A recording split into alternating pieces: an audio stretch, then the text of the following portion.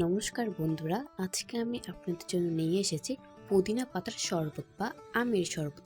তো প্রথমে নিয়ে নিয়েছি পুদিনা পাতা এবং নিয়ে নিয়েছি সেদ্ধ করা আম, তারপর নিয়ে নিয়েছি লেবু। তারপর এই সব কিছু আমি একটি মিক্সিং বোর্ডে নিয়ে নিব।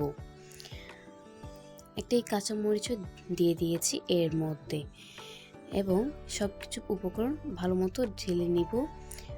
নিয়ে দিয়েছি 1 চামচ লবণ, সঙ্গে নিয়েছি 1 চামচের মতো জিরা এবং একটি লেবুর ফালি, এবং দিয়ে দিচ্ছি হচ্ছে কেটে রাখা ওই লেবুগুলো থেকে রস আর কি দিয়ে দিচ্ছি।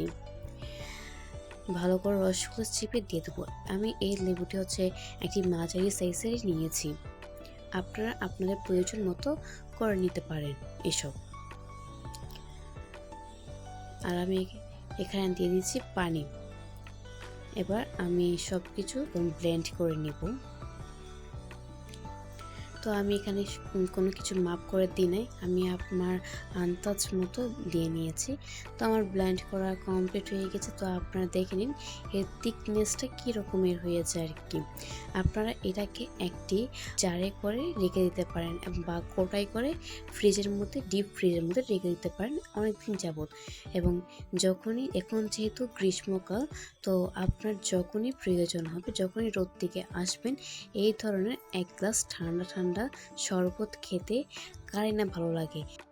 তো এই ধরনের একটু প্রিপেয়ার করে রাখলে মনে করেন অনেকদিন যাবত খাওয়া যাবে, অনেকদিন ধরে খেতে পারবেন। তো আমি আপনাদেরকে দেখিয়ে দিচ্ছি এইটি কীভাবে করে খাবেন।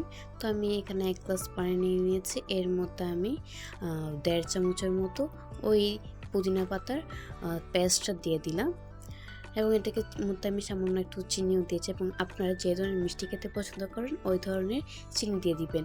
এবং এর মধ্যে দিয়ে দিলাম 4টা আইস কিউব। আমাদের শরবত একেবারে রেডি হয়ে গিয়েছে এবং আমি চেষ্টা করেছি একেবারে সহজ উপায়ে কীভাবে শরবতটি বানানো যায়।